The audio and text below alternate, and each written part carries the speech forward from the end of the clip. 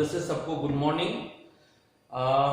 आइए हम बात करते हैं नेक्स्ट लेक्चर पे, और वो लेक्चर हम बात करेंगे आज के डेट में मोल कॉन्सेप्ट पे, क्योंकि काफी बच्चों ने मुझे मैसेज से बात किया कि सर आप मोल कॉन्सेप्ट पे छोटा सा वीडियो बना दीजिए।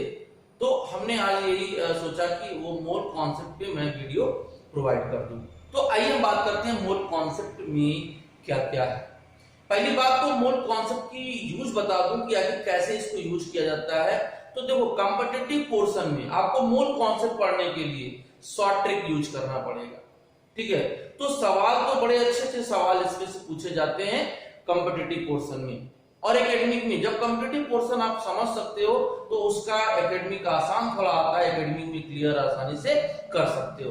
तो आइए हम बात करते हैं मोल कॉन्सेप्ट का टर्म क्या है। तो बेसिकली सबसे पहले मैं आसान लैंग्वेज में आपको समझाता हूं कि मोल कॉन्सेप्ट को कैसे समझ सकते हैं। तो सबसे पहले मैं आपको बता दूं कि मोल टर्म जो होता है, mole terms was given by, वो दिया किसने था, mole terms was given by Ostwald. Ostwald नामक वैज्ञानिक ने इस टर्म को इंट्रोड्यूस किया था। इसके बाद ये है क्या, this is just similar to counting number. ये एक काउंटिंग नंबर की तरह काम करता है, लेकिन इसको कैसे हम अलग तरीके से रिप्रेजेंट करते हैं ये बात करता हूं मैं। तो इतनी बात आपको मैंने बता दिया कि मोल को सबसे पहले जो इंट्रोड्यूस किया था उसका नाम था ओस्टवाल्ड ने। ओस्टवाल्ड साहब ने इसको इंट्रोड्यूस किया था। मोल्स को एक आम भाषा में, जनरल लैंग्वेज में बोल सकते हैं कि यह एक काउंटिंग नंबर की तरह रिप्रेजेंट होता है, करता है। अब ये होता क्या एक्चुअली, तो इसको समझने के लिए थोड़ी सी हम एक आम भाषा की बात करते हैं, तब आपको अच्छे से क्लियर होगा। जैसे आप बात करते हो कि आप डेली लाइफ में बात करते हो कि I need 1 dozen of apple, मुझे 1 डजन एप्पल की नीड है, ठीक है। I need 1 dozen of mangoes, mangoes के 1 डजन मैंगोज की नीड है। I need 1 kilogram of potato, ठीक है। तो आप 1 किलोग्राम पोटैटो की बात कर रहे हो। 1 लीटर ऑफ वाटर की बात कर रहे हो। तो what is the means of this in mole concept, meaning है। मैं आपको इससे कोरिलेट करूंगा और तब बताऊंगा कि मोल कॉन्सेप्ट का मतलब क्या होता है। तो आइए बात करते हैं 1 डजन एप्पल क्या होता है। आप सब लोग जानते हो कि ये 12 एप्पल के इक्वल होता है, 12 क्वांटिटी के इक्वल होता है। 1 डजन मैंगो, माइंड में यार तुरंत क्लिक करेगा कि यार 1 डजन का मतलब तो 12 क्वांटिटी होता है। आप ऐसा तो नहीं ना कि 13 क्वांटिटी लाते हो, या आज किसी दुकान पे 12 क्वांटिटी मिल रहा है तो किसी दुकान पे 13 क्वांटिटी आप देते हो, ऐसा नहीं होता है। ये तो वैल्यू, फिक्स वैल्यू कहलाता है, फिक्स वैल्यू होता है। तो आते हैं 1 किलोग्राम पोटैटो मतलब हुआ कि आप 1000 ग्राम पोटैटो की बात कर रहे हो। आप 1000 ग्राम आप पोटैटो की बात कर रहे हो। 1 लीटर ऑफ वाटर मतलब होता है 1000 ml ऑफ वाटर। तो इस आप बोलोगे कि ये क्यों ऐसे बता रहा है, इसका क्या मतलब है, लॉजिक है, मतलब है। मैं यहाँ कुछ समझाना चाह रहा हूं आपको, इसको मैं इससे कोरिलेट करना चाह रहा हूं, वो आप समझिए। तो 1 डजन की वैल्यू 12 के इक्वल है, 1 किलोग्राम की वैल्यू 1000 के इक्वल है, 1 लीटर की वैल्यू 1000 ml के इक्वल है, 1 क्विंटल की वैल्यू जो होता है वो 100 केजी के इक्वल है। तो क्या ये वैल्यू तो फिक्स है ना, ये वैल्यू तो प्लेस टू प्लेस चेंज नहीं होगा। ऐसा तो है नहीं कि आप एक डिस्ट्रिक्ट में बात करते हो तो 12 होता है, दूसरे डिस्ट्रिक्ट में बात करोगे तो 13 हो जाता है, ऐसा नहीं होता है। तो डेली लाइफ में ये जो वैल्यू होता है वो एक डेफिनेट नंबर के लिए क्या है, एक डेफिनेट नंबर है। ये क्या है, एक डेफिनेट नंबर है। ये क्या है, ये मैंने बता ही दिया आपको कि यह एक डेफिनेट नंबर है। 1000 is also a definite number, is also a definite number. यार माइंड में तुरंत क्लिक करता है जब ऐसी बातें करते हैं, definite number. And 100 is also a definite number, definite number. So 1 dozen 12, 1 kilogram 1000 gram, 1 liter 100,000 ml, 1 quintal is also equal to 100 kilogram। तो आप बोलोगे कि आखिर ये केमिस्ट्री में क्या यूज है? बेटा सही बात है, यूज तो नहीं है इसका, बट आपको मैं इसको कोरिलेट करके समझाता हूं। तो लैंग्वेज चेंज करते हैं, आते हैं दूसरे अपने केमिकल के लैंग्वेज में, तो 1 डजन नहीं बोलेंगे, 1 मोल ऑफ एप्पल बोलेंगे। तो 1 मोल एप्पल आपका रॉन्ग सेंटेंस होगा, क्योंकि Apple is not a chemical, Apple तो एक गुड से एक सामान है। तो हम 1 डजन के जगह पे क्या यूज करते हैं, केमिस्ट्री में मोल यूज करते हैं, और 12 के जगह पे एक डेफिनिट नंबर होता है और उस डेफिनिट नंबर को यूज करते हैं। मतलब क्या हुआ, मतलब समझिए इसका, इसका मतलब मैं आपको समझाता हूं। तो देखिए इसका मतलब क्या होता है। जैसे 1 डजन है वैसे ही 1 मोल है, 1 डजन है वैसे ही 1 मोल है। तो 1 मोल ऑफ एनी सब्सटेंस, हम समान नहीं लिखेंगे क्योंकि अब केमिस्ट्री की बात कर रहे हैं, लैंग्वेज मैंने चेंज कर दिया। 1 मोल ऑफ एनी सब्सटेंस, अब 1 डजन 12 के इक्वल होता था, तो 1 मोल किसके होगा, a definite number is called Avogadro number of substance, Avogadro number of substance के इक्वल होगा, वो एवोगाड्रो नंबर ऑफ सब्सटेंस के इक्वल होता है। अब वो सब्सटेंस क्या कहलाता है भैया, सब्सटेंस को आप आयंस बोल सकते हो, वो एटम्स बोल सकते हो, वो मॉलिक्यूल्स बोल सकते हो, वो कंपाउंड बोल सकते हो। इसका मतलब कि आप यही हो सकता है, यहाँ पे आपका आयंस जो होगा वो भी हो सकता है, एटम्स हो सकता है, आपका मॉलिक्यूल्स हो सकता है, आपका क्या हो सकता है, कंपाउंड। ऐसा तो है नहीं कि 1 mole of potato, 1 mole of tomato, 1 mole of goods, any substance, हम एनी गुड्स हम नहीं बोल सकते। हम तो केमिस्ट्री में बात कर रहे हैं भैया, हम लैंग्वेज को चेंज कर देंगे, मोल में ले आएंगे, डजन नहीं बोलेंगे, 1 डजन ऑफ, हम सोडियम नहीं बोलेंगे, 1 डजन ऑफ एटम नहीं बोलेंगे, 1 डजन ऑफ मॉलिक्यूल नहीं बोलेंगे, तो क्या बोलेंगे, 1 mole of atom, 1 mole of ion, 1 mole of molecule, 1 mole of compound, ये बोलेंगे हम। तो इसका मतलब क्या हुआ कि 1 मोल ऑफ, अगर हम सोडियम एटम की बात कर रहे हैं, 1 मोल ऑफ सोडियम एटम कितना हो जाएगा, तो Avogadro number of sodium atom हो जाएगा, नंबर ऑफ सोडियम एटम हो जाएगा। 1 मोल ऑफ क्लोरीन एक मॉलिक्यूल की बात करोगे तो ये भी हो जाएगा, Avogadro number of chlorine molecule हो जाएगा, क्लोरीन मॉलिक्यूल हो जाएगा। 1 मोल ऑफ CO2 की बात करोगे, CO2 की बात करोगे तो it is also just equal to 6.02 × 10⁻23 CO2 molecule, ये इसके इक्वल हो जाएगा। तो इस तरीके से रिप्रेजेंट करते हो। 1 मोल है तो 6 करोगे, 2 मोल ऑफ सोडियम की बात करोगे, 2 मोल ऑफ सोडियम एटम की बात करोगे, then 2 into Avogadro number of sodium atom, 3 mole of CO2 की बात करोगे तो क्या होगा, ये हो जाएगा 3 into Avogadro number of sodium atom, क्या होगा, आप सोडियम एटम हो जाएगा। यहां पे भी आप सोडियम एटम हो जाएगा।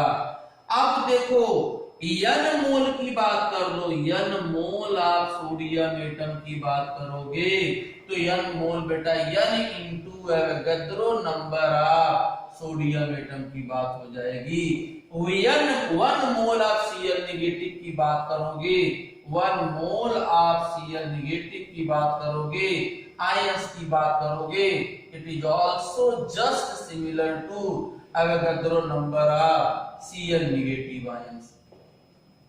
तो इसका मतलब क्या हुआ, एवोगैड्रो नंबर एक काउंटिंग नंबर है जो आपको बता रहा है कि वो किसके इक्वल होता है।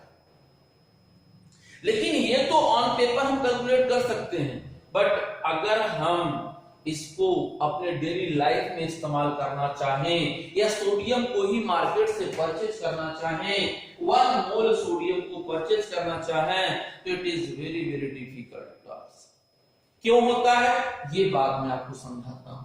जैसे आपको इस नंबर का जरा हम बता दें कि नंबर है कैसा, छोटा है कि बड़ा है, दिखने में है कैसा, तो मैं बता दूं कि जो एवोगैड्रो नंबर है 6.022 10 टू द पावर 23।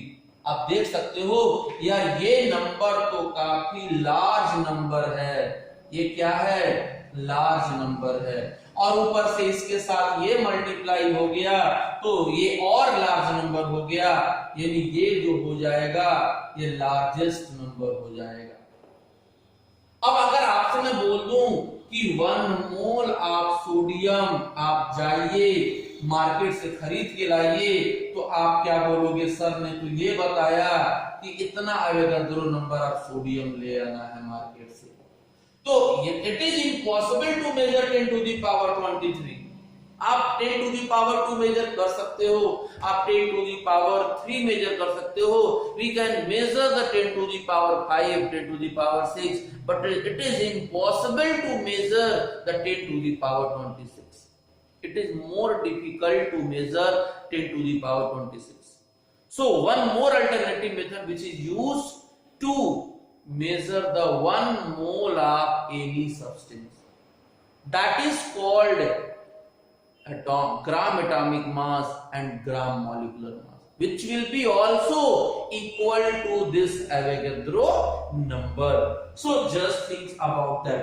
अब एक बात देखो, मैंने क्या बोला कि बेटा आप मार्केट जाओ और मार्केट से 1 मोल मैग्नीशियम परचेज करके लाओ, तो आप क्या बोलोगे, आप बोलोगे कि सर ने बोला था कि मार्केट में तो 1 मोल मैग्नीशियम मिल जाएगा, किसके इक्वल, तो that is 1 mole of magnesium is equal to Avogadro number of magnesium. But as you know, this number is a very very big number and it is impossible to weight this number. So another principle which will be inserted in this principle to find out the weight of 1 mole of any substance, weight of 1 mole of any substance, and that is called gram atomic mass। मैं यहाँ लिखता हूँ 1 mole of any substance, मैं atom या molecule की बात कर रहा हूं, एटम और मॉलिक्यूल की बात करूंगा आपसे, और वो क्या होगा ये आप जान लीजिए कि Avogadro number of any substance तो होगा ही, it also equal to gram atomic mass और ग्राम मॉलिक्यूलर मास। ये आपका सबसे मेन प्रिंसिपल है, ये आपको आपके डेली लाइफ में यूज करने को बताएगा। कैसे बताएगा, अब मैं आपको बताता हूं, आपको इसका जवाब दे दूं तब आगे बढ़ता हूं। आपसे बोला कि बेटा 1 मोल सोडियम ले आओ, आप गए खूब बड़ा सा झोला लेके, क्योंकि आपके दिमाग में तो यही था कि 10 टू दी पावर 23 तो बहुत बड़ा नंबर होता है, आप खूब बड़ा सा बैग या थैला लेके गए और दुकान से मांग रहे हो, तो आपको शायद नहीं पता हो, बट दुकान वाले को इस बात की खबर थी कि ये नंबर तो काउंटिंग नंबर से बहुत हैवी है, हम वेट नहीं कर सकते हैं। तब उसने क्या किया, ग्राम एटॉमिक मास दे दिया, दैट इज 23 ग्राम वेट करके दे दिया। यानी 1 मोल ऑफ सोडियम, सोडियम का वेट कितना होता है आपका 23 ग्राम होता है, आपको 23 वेट करके दे दिया। तो यही बात मैं आपको समझाना चाह रहा हूं, यानी अब दोनों बातों को मैं आपको समझाता हूं फिर आगे बताता हूं। तो देखिए, अगर आपसे वो कहता है कि बेटा मुझे 1 मोला सोडियम देना है या 1 मोला, मतलब आप ऐसे समझिए ये ग्राम एटॉमिक वेट। तो ग्राम एटॉमिक वेट किसके लिए होता है? पहली बात तो फॉर एटम्स के लिए होता है, ठीक है। और 1 मोला any atoms is equal to Avogadro number and is also equal to gram atomic मास, यानी मास को ग्राम में रिप्रेजेंट कर दो तो 1 मोल के इक्वल हो जाएगा। आपसे कहा गया कि 1 mole of hydrogen, 1 mole of calcium, 1 mole of magnesium, 1 mole of aluminium, ये सारे एटम फॉर्म में हैं। तो ये किसके इक्वल होंगे? ये आप सबको जानते हो कि ये इसकी बात करिए, ये इक्वल होगा एवोगाड्रो नंबर के इक्वल होगा आप हाइड्रोजन एटम। लेकिन हाइड्रोजन का मास कितना होगा? हाइड्रोजन का मास जो होगा वो 1 ग्राम हो जाएगा, यानी ये 1 ग्राम के इक्वल होगा। ये कितना हो गया? ये भी आपका एवोगाड्रो के इक्वल होगा, बट आपको मास चाहिए तो कितना हो जाएगा? 40 ग्राम के इक्वल हो जाएगा। इसी तरीके से अगर आपको मैग्नीशियम का देखना है तो 6.02 × 10⁻23 ग्राम ऑफ मैग्नीशियम एटम है, बट ये किसके हो जाएगा? ये आ जाएगा 24 ग्राम के इक्वल हो जाएगा। एंड दिस इज आपका क्या है? 6.02 × 10⁻23 आप एल्यूमिनियम एटम है तो कितना हो जाएगा? 27 ग्राम के इक्वल होगा। तो ये आपका ग्राम एटॉमिक मास के इक्वल होता है। आप अपने माइंड में सेटअप कर लो, बैठा लो कि नंबर और ग्राम एटॉमिक वेट जो होता है वो 1 मोल सब्सटेंस के इक्वल होता है। 1 मोल का वैल्यू एवोगाड्रो होगा, लेकिन उसका मास क्या होगा? उस ग्राम एटॉमिक मास में रिप्रेजेंट किया जाता है। इसी तरीके से ग्राम मॉलिक्यूलर मास की बात होती है। ग्राम मॉलिक्यूलर मास क्या होता है ये आप समझ लीजिए। तो ग्राम मॉलिक्यूलर मास सबसे पहले ये मॉलिक्यूल के लिए होता है, फॉर मॉलिक्यूल। और ये भी क्या होगा? 1 mole of any molecule is equal to Avogadro number of molecule is also equal to gram molecular mass. Gram molecular mass में रिप्रेजेंट किया जाता है। आपसे बोल दिया मैंने कि 1 मोल Cl2 ले आइए, 1 मोल 1 मोल ऑफ Cl2 मॉलिक्यूल। तो बेटा 1 मोल ऑफ Cl2 मॉलिक्यूल किसके इक्वल होगा? तो बेटा 1 mole of Cl2 molecule is also equal to Avogadro number of Cl2 molecule, and but it just equal to gram molecular mass, in means 2 into 35.5, that is 71 gram. 1 mole of N2 molecule, 1 mole of N2 molecule. So Avogadro number of N2 molecule is equal to 2 into 14 is equal to 28 ग्राम। अब आपके लिए आसान हो गया। अब दुकान में जाने के बाद आप कंफ्यूजन में नहीं रहोगे, कंफ्यूज नहीं होगे कि 1 mole of any molecule is not equal to this number, but it is also equal to gram molecular mass. Similarly, 1 molar H2O molecule is equal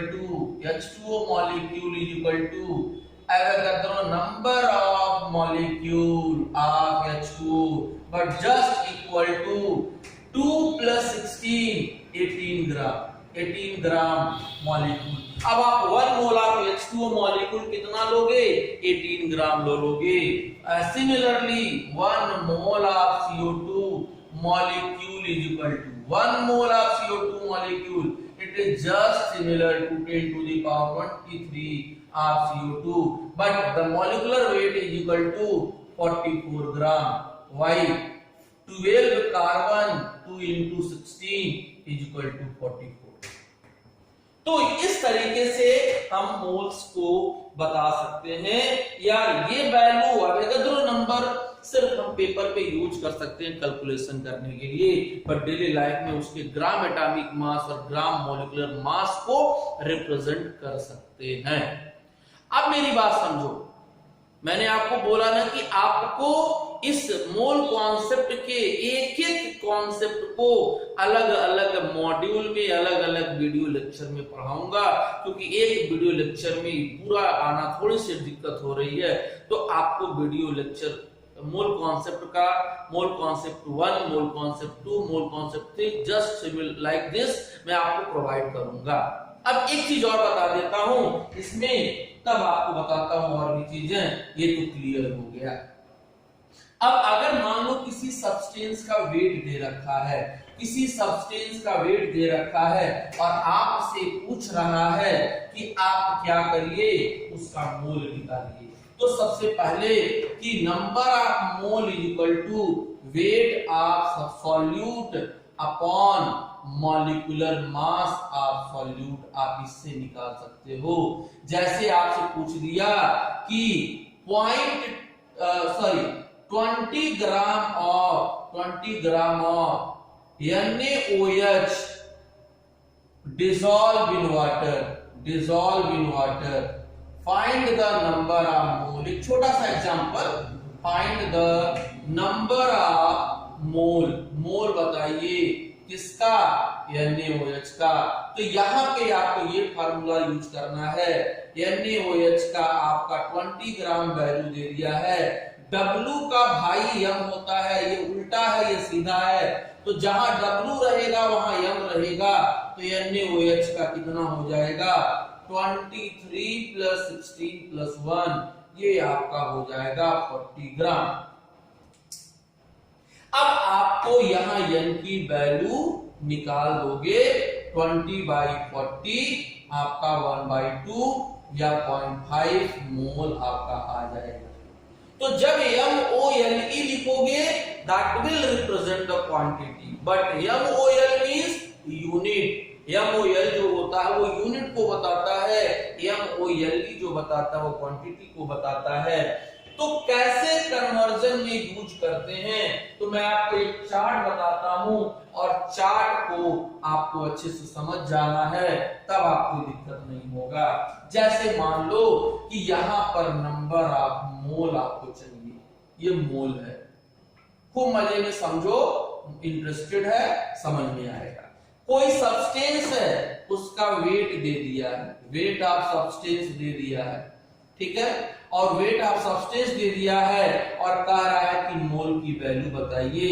यार तो इससे मोल निकालने के लिए हम क्या करेंगे, मॉलिक्यूलर वेट से डिवाइड कर देंगे। देखो वेट ऑफ सब्सटेंस दिया रहेगा, इस W मॉलिक्यूलर वेट से डिवाइड कर दोगे तो नंबर ऑफ मोल निकल जाएगा। लेकिन नंबर ऑफ मोल दिया हुआ ये दिया है और आपसे ये पूछ रहा है, तो इसका और इसका क्या कर दोगे, मल्टीप्लाई कर दोगे, मॉलिक्यूलर वेट से मल्टीप्लाई कर दोगे तो वैल्यू निकल जाएगा। इसी तरीके से नंबर ऑफ मॉलिक्यूल देख लो, नंबर ऑफ मॉलिक्यूल देख लो, और ये तो बहुत अभी छोटा सा फार्मूला मैं बता रहा हूं, आपको समझ में आ जाएगा। अगर मोल दिया है और नंबर ऑफ मॉलिक्यूल आपको निकालना है, तो आप क्या करिएगा, मोल में एवोगाड्रो नंबर से मल्टीप्लाई कर दीजिएगा।